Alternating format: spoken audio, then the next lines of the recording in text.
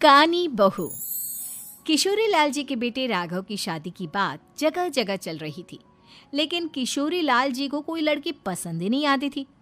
और उसकी एक ही वजह थी, किशोरी लाल जी का लालची होना। उनको लड़की वालों से मोटा दहेज चाहिए था और इसी चक्कर में एक दिन वो एक बहुत पैसे वाले के घर अपने बेटे का रिश्ता लेकर पहुंचे। उस आदमी का नाम था ओम प्रकाश। देखे किशोरी लाल जी, मेरी एक ही बेटी है और मेरी सारी संपत्ति जायदाद सब कुछ मेरी बेटी नैना का ही है। पापा, नाम से लगता है बहुत खूबसूरत होगी। कितना अच्छा नाम है ना, नैना। ओ, वैसे बात तो सही है आपकी। अब इतना पैसा है, जमीन जायदाद है, इकलौती बेटी, आप भी क्या करेंगे?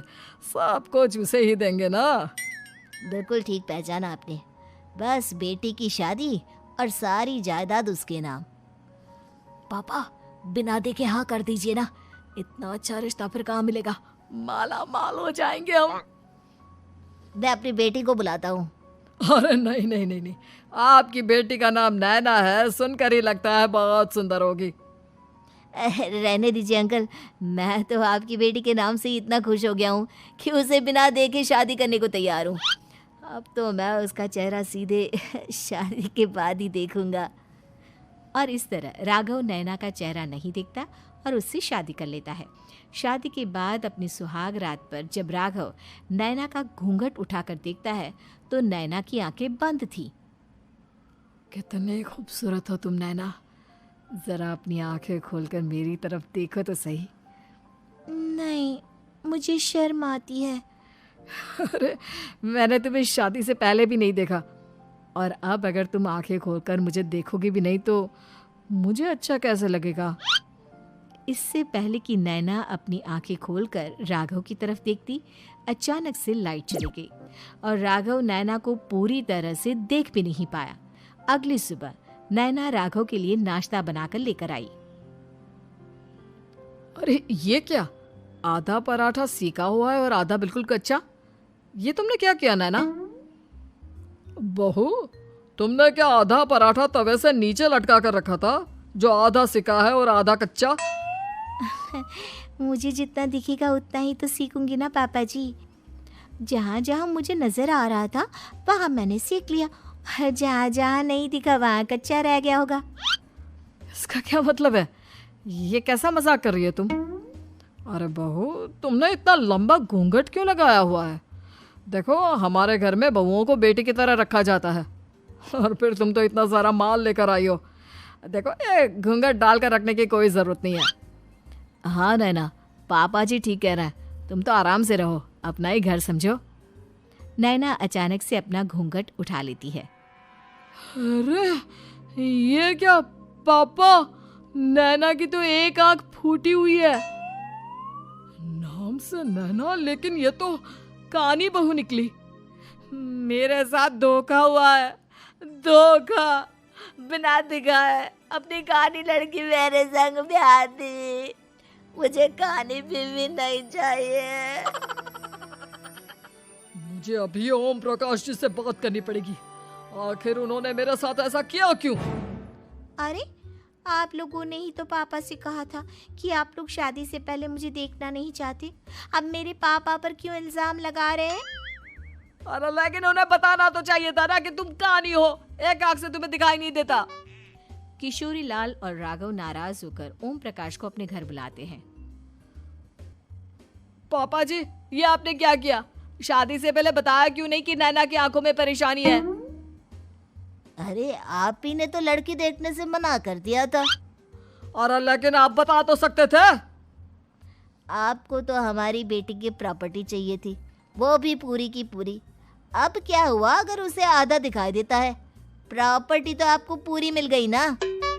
अरे ये क्या बात हुई? मेरी शादी प्रॉपर्टी से नहीं, आपकी बेटी से हुई है।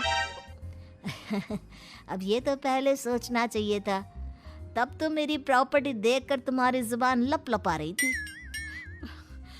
लेकिन मैं कानी लड़की को अपनी बीवी बनाकर नहीं रख सकता। पापा, कुछ करिए ना आप। हाँ, करता हूँ। देखिए ओम प्रकाश जी, आप हमारे साथ ऐसा नहीं कर सकते।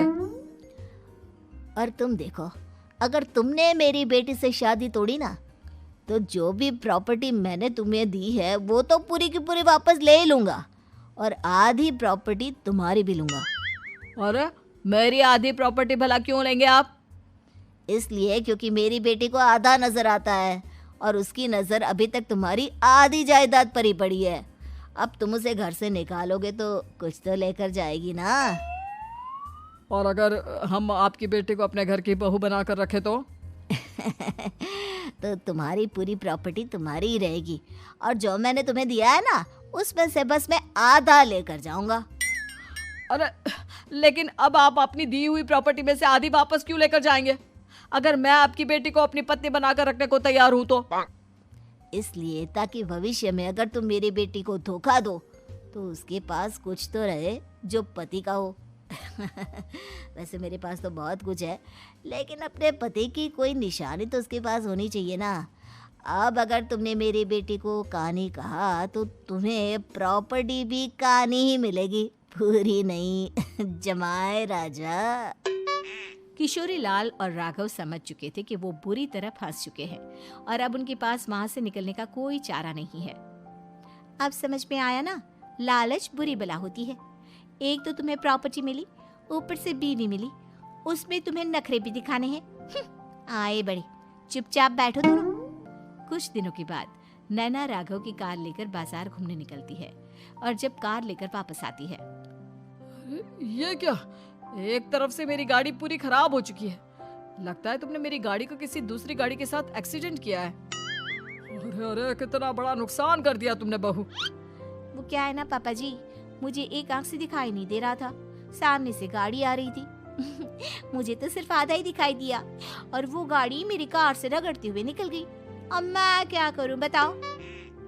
आप इसे ठीक कराने के पैसे कौन देगा? तुम्हारे पापा? तुमने मुझसे इस तरह से बात की? अभी रुको। नैना राघव की शिकायत ओम प्रकाश को कर देती है। देखो राघव, अब जो मेरी आधी प्रॉपर्टी तुम्हारे पास थी ना, उसमें से आधी और मैं लेकर जाऊंगा, क्योंकि तुमने मेरी बेटी को डांटा। अरे नहीं नहीं पापा जी, गलती हो गई, माफ कर दो। गलती की तो कोई गुंजाइश ही नहीं। अगली बार मेरी बेटी को डांटा तो बची हुई आधी में से आधी और ले जाऊंगा। लालच के चक्कर में हम दोनों ने बहुत बड़ी गलती कर दी बेटा।